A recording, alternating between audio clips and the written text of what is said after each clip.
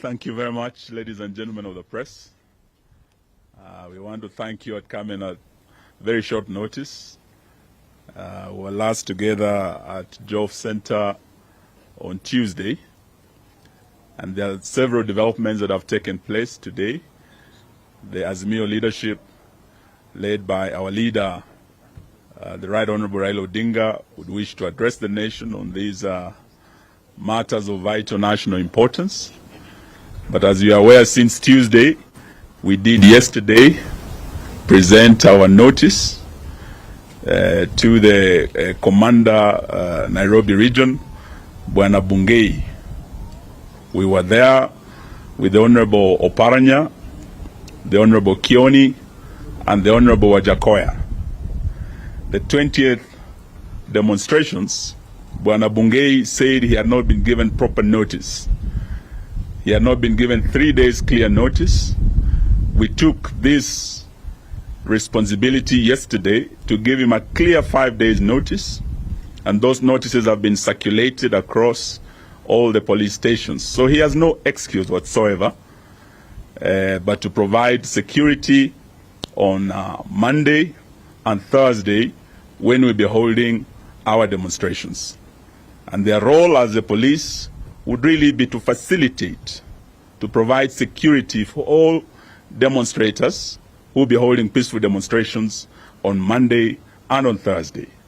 And it is my honor and privilege now to invite our leader to come and address the nation, the Right Honorable Raila Odinga.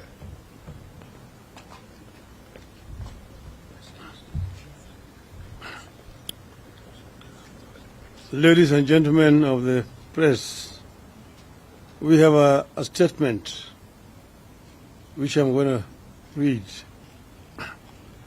Fellow Kenyans, several important developments have taken place since we last addressed the nation 2 days ago.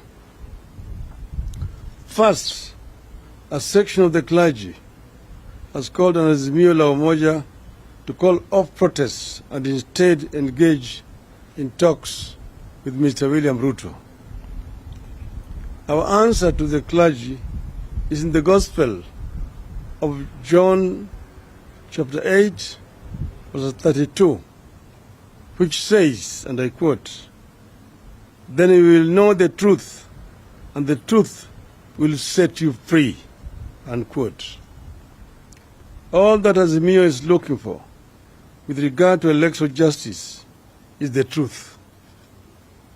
The truth includes the opening of the servers for a forensic audit of the election results, tangible actions by the regime to lower the cost of living, restoring the subsidies on fuel, electricity, education, and food, stopping the unilateral reconstitution of the IEBC, reinstating the 4 IEBC commissioners, ending the tribalization of the public service appointments, and cancelling the appointments of 51 CAS or CASs that has no constitutional basis. We are aware that the regime is moving ahead to privatize state parastatals without the authority of Parliament. We call on our members of Parliament to stand firmly against this illegality, to give away crucial national assets without public oversight. Secondly, Mr. Ezra Chiloba, the Executive Director of the Communications Authority of Kenya, CAC, issued an illegal and unconstitutional order censoring the media and threatening sanctions for their truthful reporting of our demonstrations. We agree with Democrats around the globe that the democracy dies in darkness. With this action, Mr. Ruto is opening the full dictator's playbook to kill Kenya's democracy. We in Azimio will not and cannot allow Ruto to take us to the dark days of yesterday. Thirdly, Kenya Kwanza has continued to claim that all we are looking for is a handshake. We emphatically refute these unfounded rumors that we are protesting to improve the lives of Kenyans because we want a handshake. This is an insult to the intelligence of Kenyans. We cannot and we will not participate in handshake with an illegitimate regime.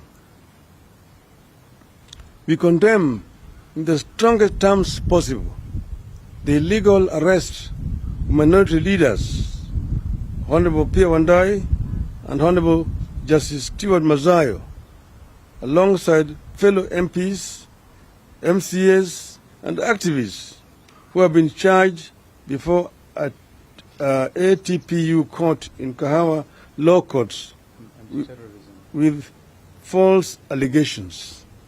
This is anti-terrorism court. These patriotic Kenyans who have been arrested have done nothing wrong. We demand that the charges be dropped unconditionally with immediate effect. Further, following consultations with stakeholders, we have agreed to call off our boycott of the Star newspaper. Instead, we have filed a complaint with the Media Council of Kenya on the paper's biases. Finally, we call upon all patriotic Kenyans to come out in large numbers on Monday, 27th March 2023 in Nairobi for the mother of all demonstrations and to do so peacefully. Dated this 23rd day of March 2023. Great. Now, having done that, I want to add that we have very authentic information that on Tuesday evening, the Mr.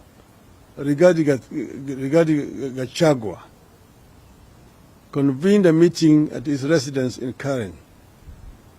In attendance was Mr. Kamau Ichung'wah and also Mr. Ndindi Nyoro. They had invited several youths from different parts of the country to that meeting. And that meeting turned out to be a strategy session to plan to counter the demonstrators on Monday. The plan, according to information we have, is that these youth are going to be given uniforms similar to those of the MDD, our movement, the movement for defense of democracy. Then they will mix with our youth and accompany them throughout the demonstration. But at the end of it, they are going to be armed. They are going to be carrying not only stones, not knives, and pangas, which will be disguised, but they will also be having weapons, guns. And then they will shoot, they will stone, they will knife, and the aim is to kill over 1,000 people. And then they're going to now make a case that there's a bloodbath and try to send those who are leaders of Azimio to ICC. We want to condemn in the strongest terms possible this kind of nefarious criminal plans by these people to try to cause mayhem and bloodshed in our country. We have said ourselves that we are a peaceful movement. We don't want any bloodshed. And we want to urge Mr. Gachagua and his people that the plans you are trying to make are evil and they will fail. We are peaceful people and we want only peace.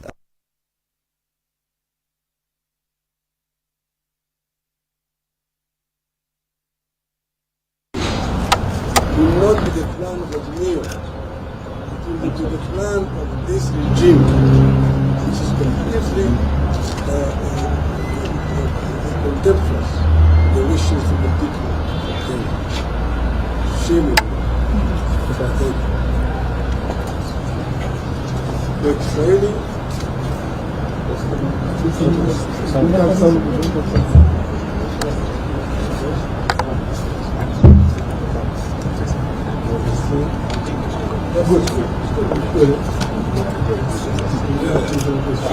No questions, Prime Minister?